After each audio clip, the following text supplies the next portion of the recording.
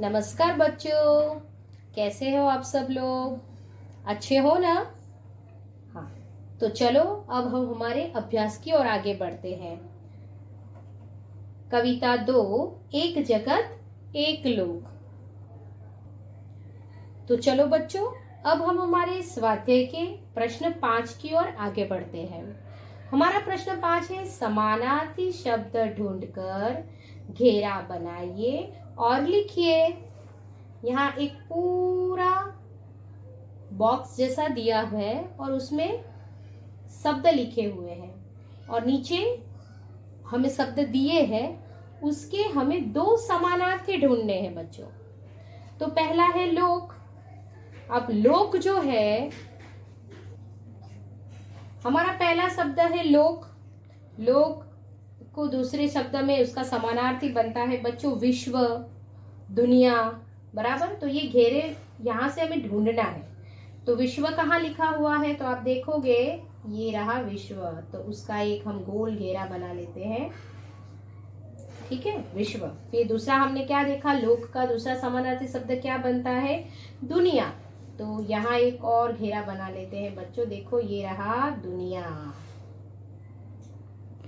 ठीक है ना? अब दूसरा शब्द है मान।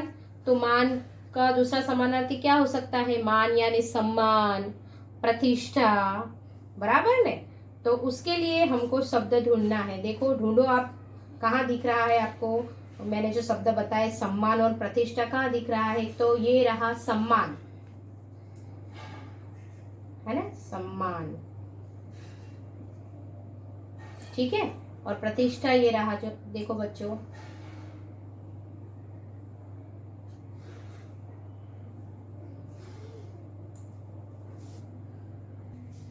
बच्चों तीसरा शब्द है निशान, और निशान का समानार्थी शब्द क्या बनता है? चिन्ह, संज्ञा। बराबर, तो यहाँ से हम ढूंढेंगे चिन्ह कहाँ गया। देखो यहाँ से बनता है आपका ये वाला चिन्ह।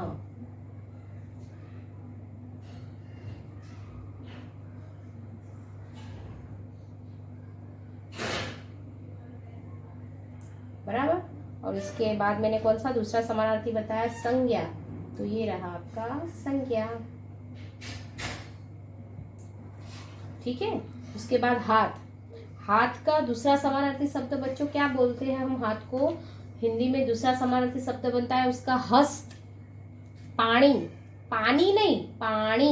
बराबर, हाथ का समानार्थी शब्द बनेगा हस्त और दूसरा बनेगा पानी। तो यहां से हम ढूंढते हैं हस्त कहाँ लिखा हुआ है बच्चों, ढूंढो, ये रहा हस्त। और फिर है पानी, तो देखो यहां से ये बन रहा है पानी। ठीक है ना? हाँ, फिर है अंबर। अंबर को हम क्या बोलेंगे? आकाश, आसमान, गगन। ठीक है, तो देखो कौन सा शब्द हमको मिलता है। पहले हम देखते हैं आकाश। बराबर, तो आकाश कहाँ बन रहा है? ये रहा आकाश। फिर गगन, तो ये रहा हमारा गगन, और उसके नीचे ही बन रहा है हमारा आसमान। बराबर, तो ये हो गए हमारे समानार्थी शब्द। अब हम प्रश्न 6 को देखेंगे कि प्रश्न 6 में क्या कहना चाहते हैं। प्रश्न 6 हमारा है, प्रश्न 5 में आपने जो 2 समानार्थी शब्द ढूंढे बच्चों, हमने जो 2 समानार्थी शब्द अभी ढूंढे ना, उसका क्या करना है? उनका वाक्यों में प्रयोग कीजिए, ऐसा लिखा है। तो हमने 2 समानार्थी शब्द कैसे ढूंढे थे? जैसे हाथ, तो हाथ का हमने समानार्थी शब्द क्या ढूंढा था हमने? हस्त और पानी। बराबर, तो वो उसका वो जो पानी शब्द है, दूसरे जो 2 समानार्थी शब्द है, उनका वाक्यों में प्रयोग करना है। हमने पहले भी यह किया हुआ है। तो वाक्य में प्रयोग कैसे किया? पानी का वाक्य प्रयोग किया, सीता ने पानी से पानी पिया। पानी यानी हाथ, पानी शब्द आना चाहिए। बराबर, तो हमने पहला शब्द कौन सा बनाया था? हमारा लोक, और लोक का समानार्थी क्या बनाया था? विश्व और दुनिया। तो विश्व शब्द का वाक्य में प्रयोग करना है कि सारा विश्व एक है। दुनिया, तो दुनिया में बहुत से देश है। वैसे ही मान का समानार्थी बनाया था, क्या बनाया था? सम्मान। क्या बनाया था हमने? सम्मान बनाया था ने। मान का समानार्थी क्या बनाया था? सम्मान, बराबर ने। तो सम्मान शब्द का प्रयोग करके वाक्य बनाना है। हमें बड़ों का सम्मान करना चाहिए। फिर दूसरा क्या बनाया था उसका समानार्थी? प्रतिष्ठा। ये है ना प्रतिष्ठा, तो प्रतिष्ठा, तो अच्छे कामों से प्रतिष्ठा बढ़ती है। फिर तीसरा था निशान। निशान का हमने क्या समानार्थी बनाया था? चिन्ह।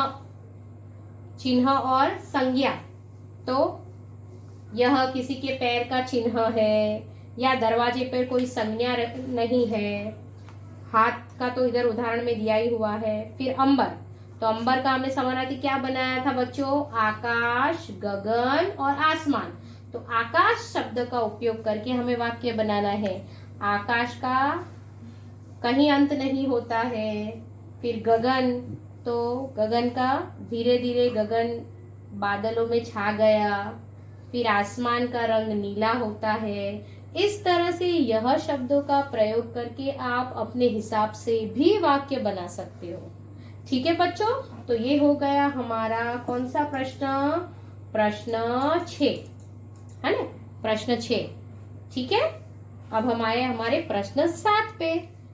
प्रश्न 7 कौन सा है हमारा? नीचे दिए हुए चौरस में से उदाहरण के अनुसार संज्ञा शब्द बनाइए और उनका वाक्यों में प्रयोग कीजिए।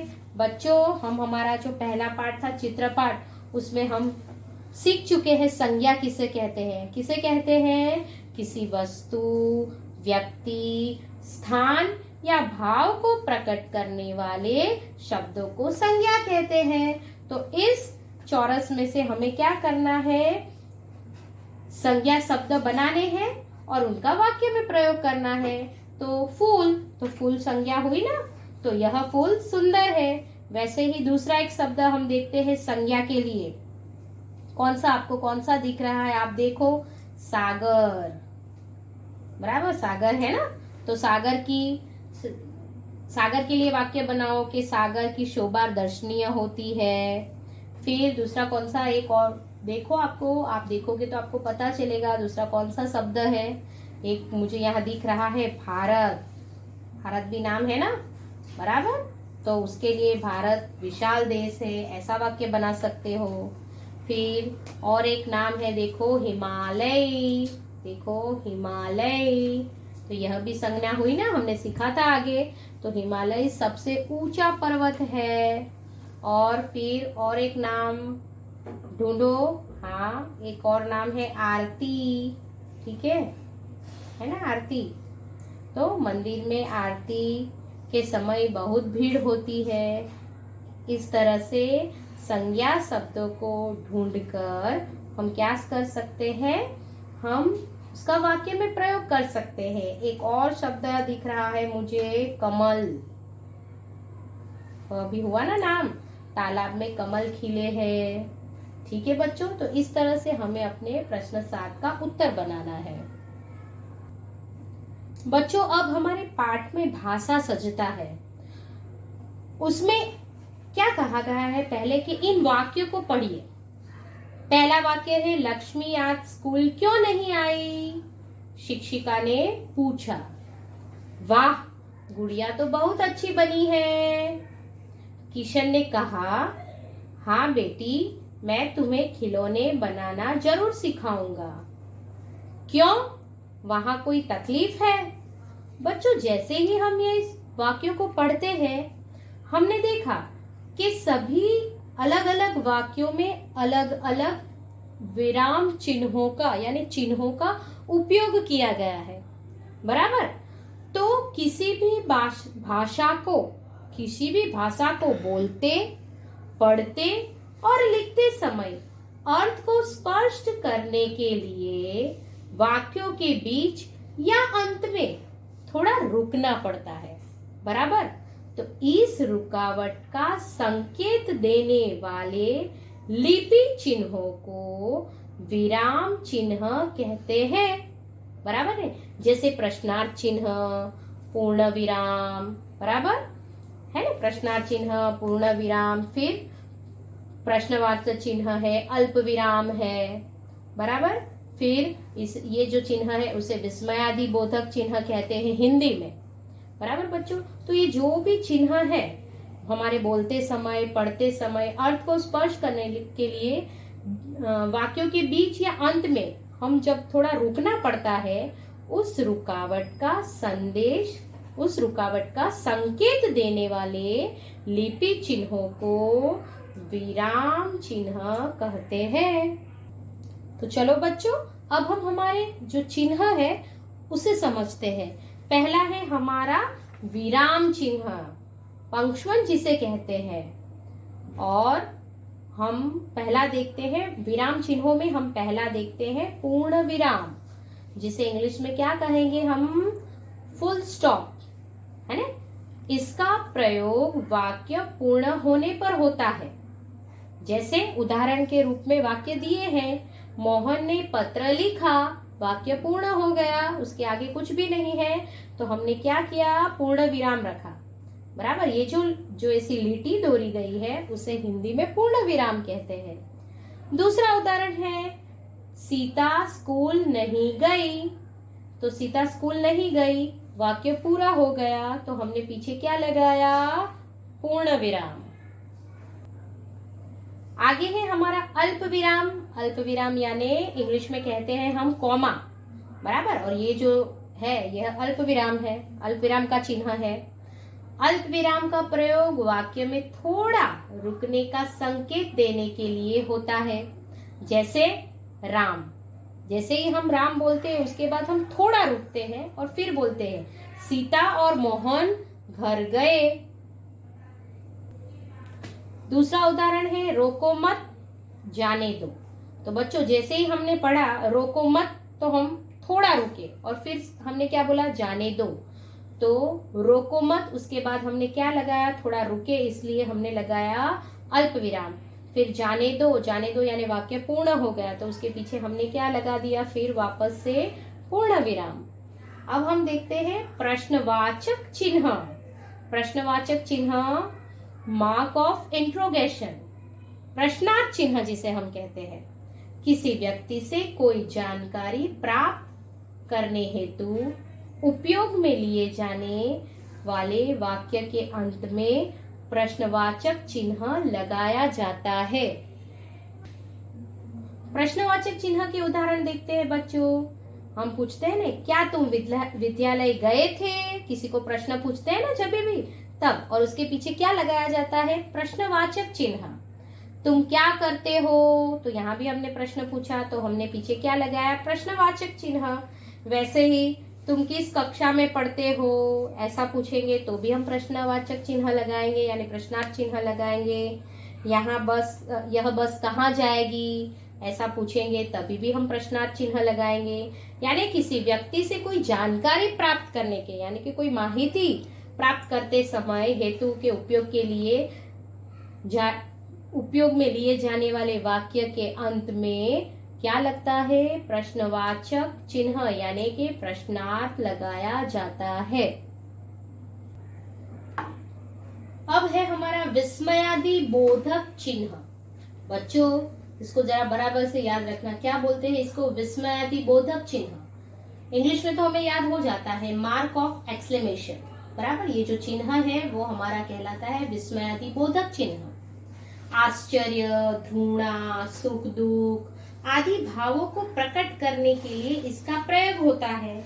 जैसे अरे, बाप रे, वाह, शाबाश, ये शब्द जब भी किसी वाक्य में प्रयोग होते हैं तब उसके साथ में, उसके बाजू में यानी साथ में विस्मयादि बोधक चिन्ह लगता है, बराबर। विस्मयादि बोधक चिन्ह बराबर ध्यान रखना।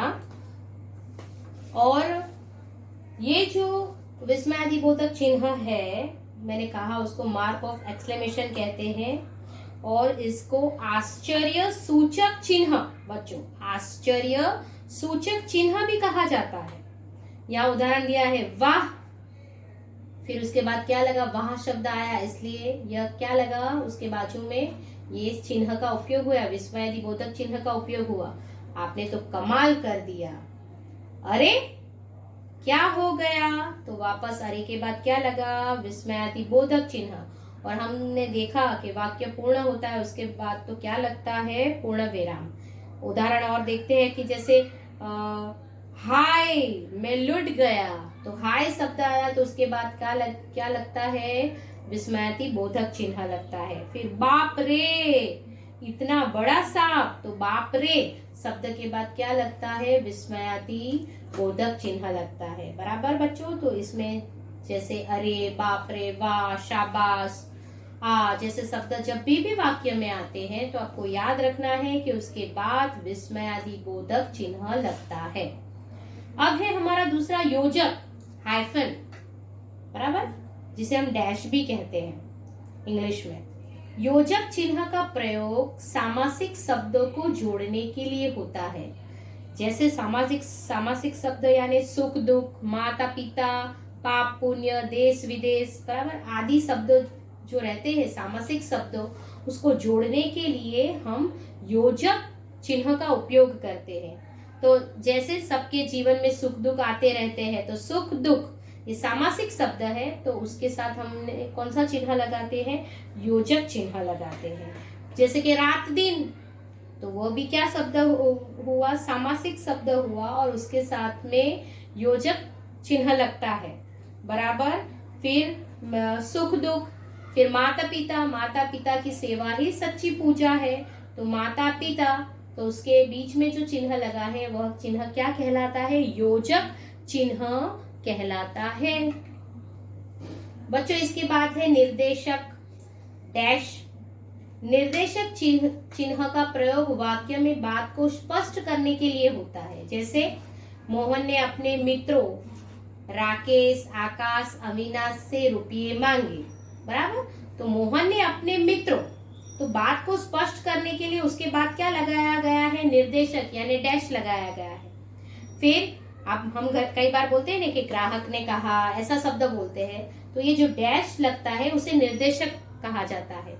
ग्राहक, इस पुस्तक का क्या मूल्य है, बराबर, प्रश्न भी साथ में पूछा है, इसलिए पीछे प्रश्नार्थ चिन्ह का उपयोग भी किया गया है। फिर हम कई बार पढ़ते समय देखते हैं कि दुकानदार ने कहा ऐसा शब्द का प्रयोग करते हैं, जो ये डैश रहता है निर्देशक, बराबर।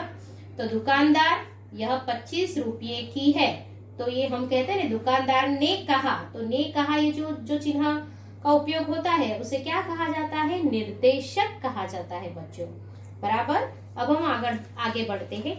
कोष्ठक यानी ब्रैकेट, बराबर है ना, गुजराती में આપણે કાઉન્સ કહીએ છીએ ને એ। किसी शब्द के अर्थ को स्पष्ट करने के लिए कोष्ठक का प्रयोग होता है। जैसे अध्ययन शब्द जो है उसको दूसरा क्या कहा जाता है, उस शब्द का दूसरा अर्थ होता है पढ़ना, बराबर। तो अध्ययन शब्द को उसका अर्थ स्पष्ट करने के लिए कोष्ठक में पढ़ना शब्द लिखा है। यानी अगर अध्ययन शब्द नहीं समझ में आया तो उसका जो अर्थ समझाने के लिए पढ़ना लिखा है तो हमको तुरंत समझ में आ जाएगा। तो अध्ययन यानी पढ़ना हर क्षेत्र में लाभ देता है। वाक्य पूर्ण हो गया तो पूर्ण विराम। फिर विरोधार्थी काउंस में यानी कि कोष्ठक में दिया है विलोम, तो विरोधार्थी का अर्थ क्या हो गया, विलोम। शब्द लिखिए, वाक्य पूर्ण हो गया तो पूर्ण विराम।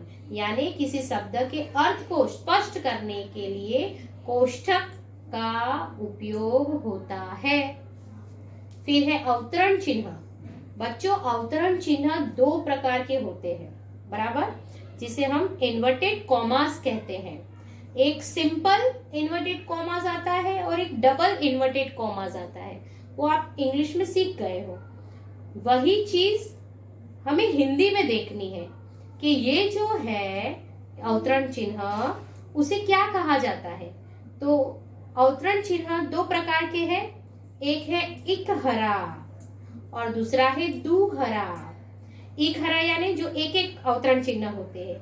इकहरे अवतरण चिन्ह का प्रयोग ये जो दिखाया है ना उसे इकहरा अवतरण चिन्ह कहते हैं, का प्रयोग किसी के उपनाम, रचना या पुस्तक के शीर्षक आदि को उद्धृत करने के लिए अथवा तो करते समय किया जाता है। जैसे समझदार नन्ही, तो ये क्या है, एक पाठ है, बराबर। तो उसको उद्धृत करने के लिए उसके समझदार नन्ही के आगे और पीछे क्या लगाया गया है, एक हरा अवतरण चिन्ह, बराबर। पाठ के लेखक है शंकर सुल्तानपुरी। वाक्य पूर्ण हो गया तो पूर्ण विराम। फिर सूर्यकांत त्रिपाठी का उपनाम, बराबर, उनका उपनाम यहाँ दिखाया गया है ना, किसी का उपनाम हो, रचना हो या पुस्तक के शीर्षक आदि को उद्धृत करते समय किया जाता है। तो यहाँ हमने देखा समझदार नन्ही, यह पाठ का नाम है, बराबर। तो उसके आगे और पीछे हमने एक हरा अवतरण चिन्ह लगाया। वैसे ही दूसरा उदाहरण है सूर्यकांत त्रिपाठी का उपनाम। उपनाम क्या है उनका, यहाँ दिखाया गया है ना, उपनाम। तो उनका उपनाम है निराला। तो उसके आगे और पीछे हमने क्या लगाया, एक हरा अवतरण चिन्ह। बच्चों हम आगे देखते हैं दोहरा यानी डबल। किसी व्यक्ति के कथन को मूल स्वरूप में उद्धृत करने के लिए दोहरे उद्धरण चिन्ह का प्रयोग किया जाता है। किसी व्यक्ति के कथन को मूल रूप में उद्धृत करने के लिए दोहरे अवतरण चिन्ह का प्रयोग किया जाता है। बच्चों, जैसे किसी महान व्यक्ति ने अपने जीवन में जो बातें हमको कही है और उससे हमें जो प्रेरणा मिलती है, उस कथन को लिखते समय हम दोहरा यानी कि डबल इन्वर्टेड कॉमास का उपयोग करते हैं। जैसे महात्मा गांधी जी ने कहा है कि, बराबर, व्यक्ति के कथन को मूल स्वरूप में उद्धृत करते हैं। उन्होंने क्या कहा था हमें कि प्रार्थना ही आत्मा की खुराक है। तो यह वाक्य को बराबर निर्देशित करते समय हम डबल यानी दोहरा अवतरण चिन्ह का उपयोग करेंगे। वह एक महान व्यक्ति थे। वैसे ही शास्त्री जी ने नारा दिया था। क्या नारा दिया था हमने, शास्त्री जी ने जय जवान जय किसान, बराबर, जय जवान। फिर हम थोड़ा रुकते हैं, इसलिए हमने क्या लगाया यहाँ, अल्प विराम, बराबर, और फिर जय किसान। तो उसके आगे भी हमने क्या लगाया, दोहरा अवतरण चिन्ह, और वाक्य पूर्ण हो जाता है उसके बाद तो हम क्या लगाते हैं, पूर्ण विराम। तो देखा बच्चों, आज आपने यहाँ हिंदी में जो विराम चिन्ह आते हैं उसका अभ्यास किया और उसको अलग अलग नाम से कैसे पहचाना जाता है वह भी सीखा। अब हमारे किताब में प्रश्न 8 है, वाक्यों में उचित विराम चिन्ह लगाइए। बच्चों, ये जो 4 वाक्य दिए हैं वह 4 वाक्य को आपको अपने तरीके से इस वाक्यों में विराम चिन्ह लगाना है। यह आपका गृह कार्य है। हमने अभी विराम चिन्ह देखे ना कि कब और कैसे बोलते समय विराम चिन्ह लगाने हैं, तो बस वही विराम चिन्ह का यहाँ आपको उपयोग करना है। यहाँ हमारी जो कविता 2 है, एक जगत एक लोग, वह पूर्ण होती है। और आप सब जानते हो कि जब भी पाठ पूर्ण होता है उसके बाद टेस्ट ली जाती है। तो अब हमारी अगली वीडियो में हम यह कविता 2 की टेस्ट लेंगे। तो आपको यह कविता 2 संपूर्ण तैयार करनी है, कविता को भी तैयार करना है। हमने अभी तक जो कुछ भी लेखन कार्य आपको लिखाया वह तैयार करना है। आज हमने जो पढ़ा वह भी तैयार करना है। सब कुछ अच्छे से तैयार करना है ताकि आपको टेस्ट में अच्छे से आप लिख पाओ। तो अब हम हमारी अगली वीडियो में बच्चों मिलेंगे।